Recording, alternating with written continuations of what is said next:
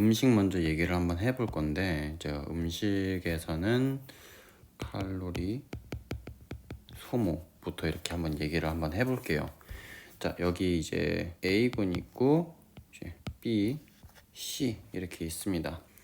자, 이 신진대사 관점에서 봤을 때 음식량도 많이 먹으면서 칼로리 소모가 잘 되는 사람은 당연히 C일 거예요. 그쵸? 네, 결국에는 이 C가 신진대사가 굉장히 높은데, 그렇다고 신진대사가 높다고 해서 사실 이 사람이 뚱뚱한지 마른지는 알 수가 없거든요.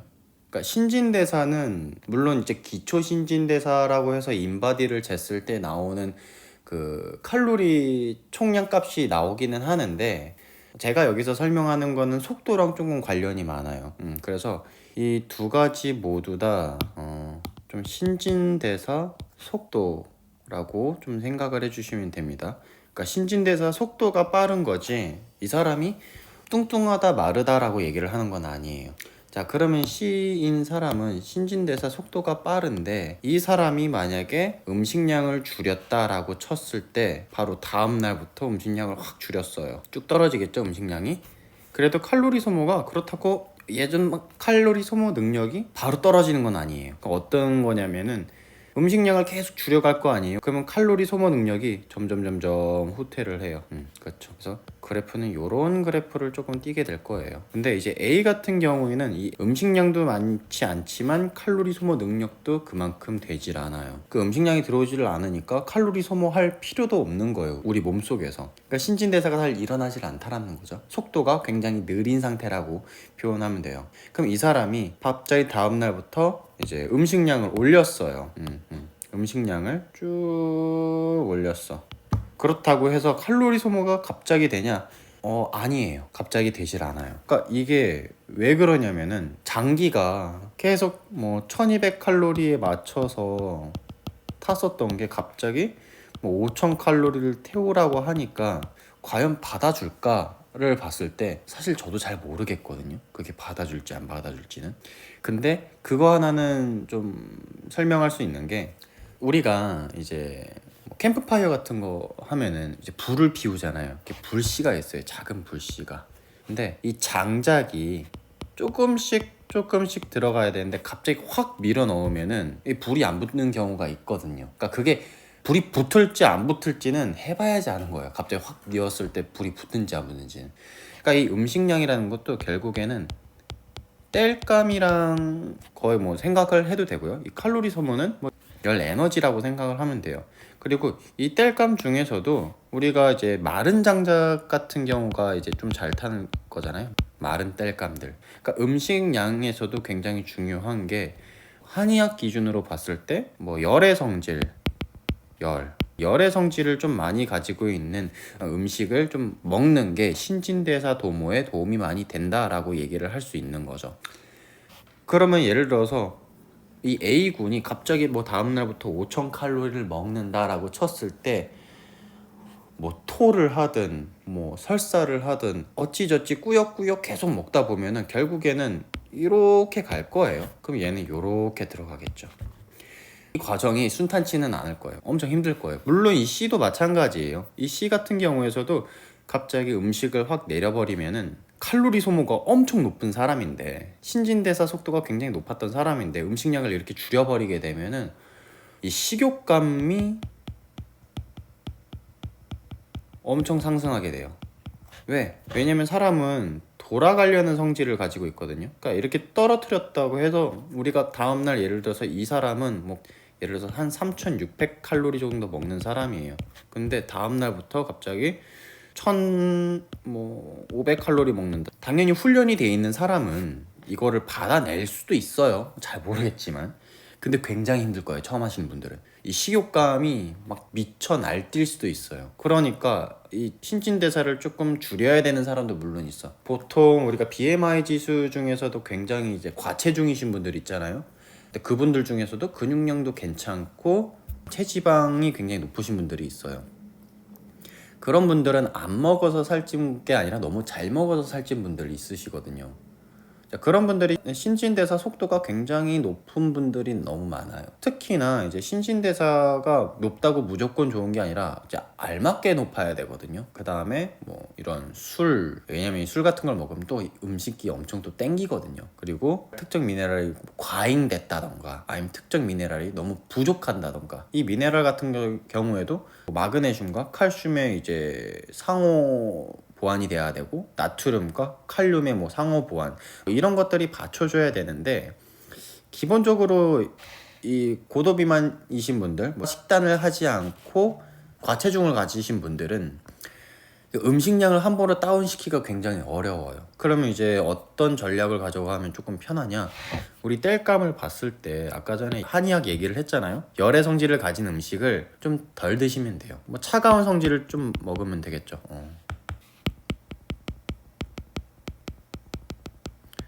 기본적으로 이제 차가운 성질류의 음식들을 좀 많이 먹다 보면은 칼로리를 물론 줄이면 좋아요. 근데 칼로리를 확 줄였다고 했을 때 아마 이 식욕감을 좀 받치기가 힘드니까, 그러니까 열의 성질을 좀 많이 빼고 차가운 성질의 음식만 먹어도 다이어트 하는데 크게 힘들진 않을 거예요. 물론 당연히 초반에 갑자기 음식량을 확 줄이는 게 드라마틱하게 좀 빠져 보이긴 할 건데, 요요가 잘 올 수 있다라는 거죠. 왜? 나는 꾸역꾸역 참아가는데 그게 어느 순간 한번 폭발하는 순간 이제 또 걷잡을 수 없게 먹게 되는 거거든요. 그러니까 칼로리는 차근차근씩 줄여도 되니까 차가운 성질의 음식들로 조금 바꾸다 보면은 이렇게 떨어질 수 있는 거죠. 이 비군처럼 될 수가 있는 거죠. 그래서 방금 얘기했듯이 신진대사가 높다라고 하는 게 뚱뚱한 사람을 정의하고 마른 사람을 정의하는 건 아니에요. 그러니까 올바르게 내가 이 신진대사에 대해서 조금 이해도가 높아지고 그 다음에 그걸 사용할 줄 알면은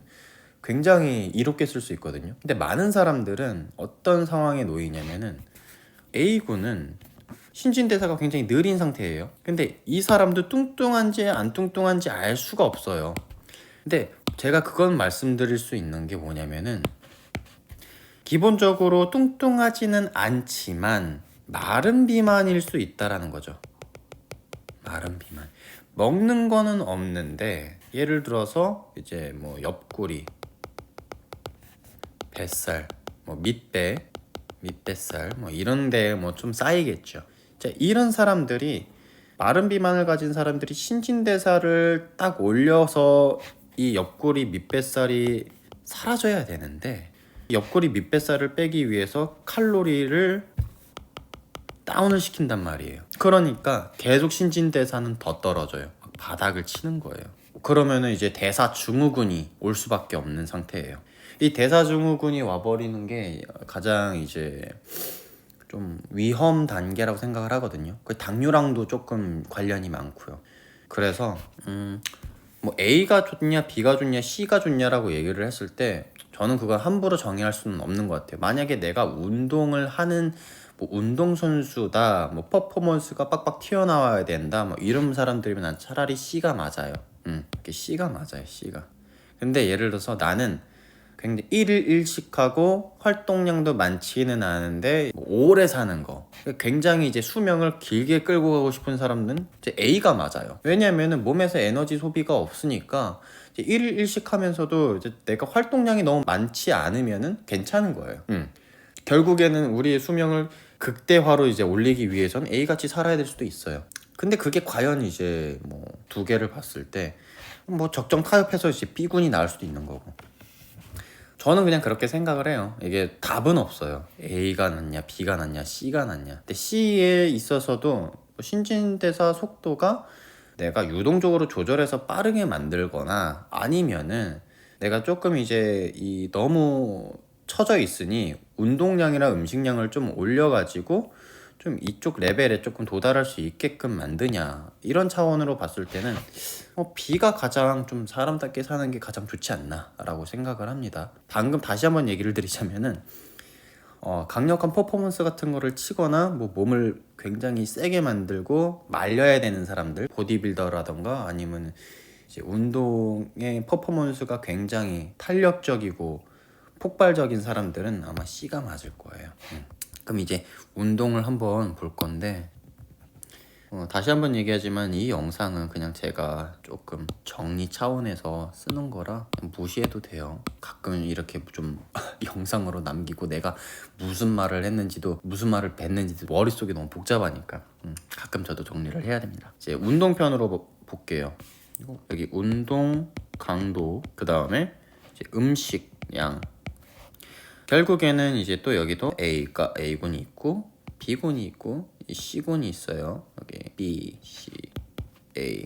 자, 결국엔 이제 음식량이 이 C군 같은 경우가 신진대사 속도가 가장 빠르기 때문에 음식량도 가장 많이 먹을 수 있을 뿐더러 운동 강도도 가장 높은 사람이에요. 근데 이 C군이 예를 들어서 좀 시나리오를 좀 써볼게요. 이 사람이 예를 들어서 보디빌더야. 그럼 만약에 이제 시즌에 들어가야 되잖아요. 대회를 나가야 돼. 말려야 돼. 그럼 음식량을 어떻게 돼요? 줄여야겠죠. 물론 운동 강도도 올려야 될 수 있겠지만 시즌이 들어가면 사실 운동 강도는 올리고 싶어도 못 올리는 경우가 많습니다. 음식량을 줄이겠죠. 그렇다고 이 C군은 운동 강도를 일부러 줄이는 게 아니에요. 운동 강도도 줄어들 수밖에 없어요. 그러니까 이렇게 떨어진다는 거예요. 예. 나는 맥시멈으로 하고 있어도 음식량이 떨어지면 운동 강도가 계속 떨어질 수밖에 없어요. 운동을 약하게 하고 싶은 게 아니라. 그러면 이제 A군으로 한번 볼게요. 이제 A군 같은 경우에는 운동을 잘 안 하고 음식량도 여전히 잘 안 먹으니까, 자, 운동 강도를 갑자기 이렇게 올려요. 예를 들어서 운동을 잘 안 하는데 운동 강도를 갑자기 확 올려. 좀 지우고 할게요. 자, A군 같은 경우에는 운동 강도 확 올려요. A군은 예를 들어서 이제 뭐 운동 초보라고 합시다. 운동 초보자. 근데 운동 강도를 미친 듯이 올렸어요. 자, 근데 음식량이 따라와 줘야 되죠. 근데 음식량이 만약에 나 혼자서 운동 초보가 운동량이 필요하다고 생각해서 운동을 올려. 음식량이 받쳐줘야 되는데 운동 강도도 올리기 힘들 뿐더러 음식량도 못 받아준다라는 거예요. 운동 초보들은 되게 힘들어요. 운동 강도를 올린다라는 게 열심히 하라는 얘기가 아니에요. 기본적으로 우리가 이제 뭐 운동 강도가 여러 가지가 있겠지만 뭐 폐가 있고요, 다리가 있고요, 뭐 등이 있고, 가슴, 그래 가슴까지 포함할게요. 기본적으로 우리가 이제 운동이라는 걸 했을 때 이 네 가지를 다 때려야 되거든요. 이제 운동 강도는 일단 기본적으로 폐가 뒤집어져 가지고 토할 것 같은 느낌이 날 때, 다리는 정말 무릎이 흔들려 가지고 계단 내려가기가 무서울 정도로, 자, 등은 정말 누울 수가 없을 정도로 막 두드려 맞은 느낌. 가슴은 이제 가슴을 필 수가 없을 정도로 계속 말고 다녀야 될 정도로 근육 차원에서는 굉장히 찌그러져야 되는 상황이에요. 자, 폐도 찌그러져야 돼. 다리도 찌그러져야 되고 등도 근육들이 막 찌그러져 있고 가슴도 찌그러져 있어야 돼. 그 정도 강도로 만들어내야 돼요.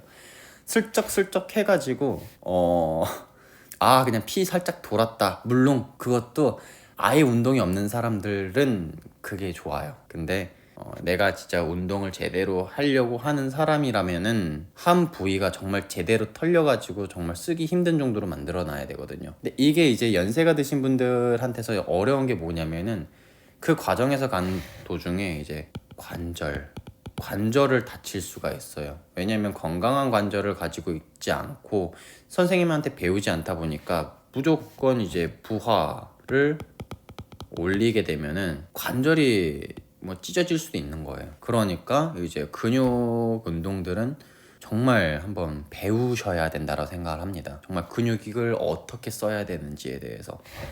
아무튼 다시 얘기를 돌아가서 이제 운동 초보는 결국에는 운동 강도를 확 올려가지고 음식량이 맞춰서 올라간다라는 게 보다 천천히 올라가야 돼. 천천히. 운동 강도도 음식량에서 정비례해서 가야 돼. 정비례해서 가야 돼요. 음식량이 안 따라오는데 운동 강도를 올린다? 이것도 오히려 신진대사 속도를 오히려 더 바닥으로 매다 꽂을 수가 있어요. 네. 신진대사 속도가 더 안 좋아질 수 있어요. 왜 그러냐면은 우리 몸이 기본적으로 운동 강도가 올랐다고 해서 신진대사가 물론 올라갈 수 있는 여지를 주는 건 맞거든요. 근데 음식량이 못 따라가면은 우리 몸 차원에서는 어떻게 판단하냐면은 완전 절전 모드로 들어가요. 왜? 활동량은 많은 애인데 음식이 언제 들어올지 모르니까 무조건 지방을 저장하자라고 이제 판단하게 됩니다, 몸이. 그렇게 되면은 이제 운동 강도가 아무리 많아도 음식량 자체가 올라가지 않으면은 지방이 쌓여요. 지방이 오히려 체중은 다운되는데 지방이 쌓이고 체중은 다운돼요. 이런 경우를 많이 겪는 분들이 여럿 있어요. 운동만 매일 하고 적게 먹는데 지방이 올라가고 체중은 계속 다운되네. 그 더 하면은 지방 나중에 빠지겠지 라고 생각하시는 분들 잘못하고 계신 거예요. 그러니까 이게 왜 사람들이 이렇게 됐냐면은 뱃살은 가장 마지막에 빠진다고 하잖아요. 그거는 이 C군 입장에서 얘기를 했을 때 마지막에 빠지는 게 뱃살이 맞거든요. 근데 이 A군의 입장에서는 오히려 잘 먹고 운동을 잘하고 신진대사가 올라와 줘야지 오히려 이제 옆구리, 밑배 이런 것들이 빠져요. 예. 그럼 안 붙었던 지방들이 뭐 예를 들어서 이 A군 같은 경우에는 ET 몸매를 가지고 있을 거란 말이에요. ET를 가지고 있을 거란 말이에요. 근데 지방이 오히려 여기는 나눠 가지면서 여기는 없어지면서 뱃살이 없어지면서 뭐 팔, 다리, 뭐 얼굴, 뭐 엉덩이 뭐 이렇게 엉덩이 뭐 이런 데 붙겠죠. 그래서 이게 이 A군 상태 같이 있는 분들은 오히려 운동 강도를 만약에 올렸다 음식량을 조금 올리세요. 예를 들어서 이 A군이 1200칼로리를 먹는 사람이라면은 한 1600까지 올려보세요. 네, 1600까지 올려보시는데 이때 중요한 거는 처음에는 살이 찔 거란 말이에요. 지방이 당연히 붙어요. 왜? 얘는 이미 절전 모드로 들어가 있는 상태이기 때문에 칼로리가 더 올라갔으면 400칼로리만큼 더 지방을 저장할 거예요. 그러다가 어느 순간부터 딱 정체가 오더니 계속 끌고 가면은 이쪽으로 간다 이거예요. 그러니까 물론 갑자기 엄청난 큰 칼로리를 드시란 얘기는 아니에요. 400칼로리 정도 올리면은 그 대략적으로 한 1주에서 2주 정도까지는 유지가 돼도 그게 유지한 상태에서 운동 강도가 원래 계속 기존과 동일하다면은 오히려 이 방향으로 갈 수가 있어요. 이 노선을 탈 수가 있어요. 우리가 다시 한번 얘기하지만 옆구리 밑뱃살 빼겠다고 음식량 절대 줄이면 안 돼요. 오히려 음식량을 서서히 올리면서 운동 강도도 뭐 바꾸지 않거나 아니면 살짝 줄이는 것도 일종의 방법이에요. 네. 왜 그러냐면은 이제 우리가 이 노선에 타려면은 적당해야 되거든요. 뭐든지 적당해야 되는데 적당하지 않으니까 계속 노선을 못 타는 거예요. 그래서 우린 이 노선에 타야 된다. 네. 이렇게 생각을 하시면 됩니다.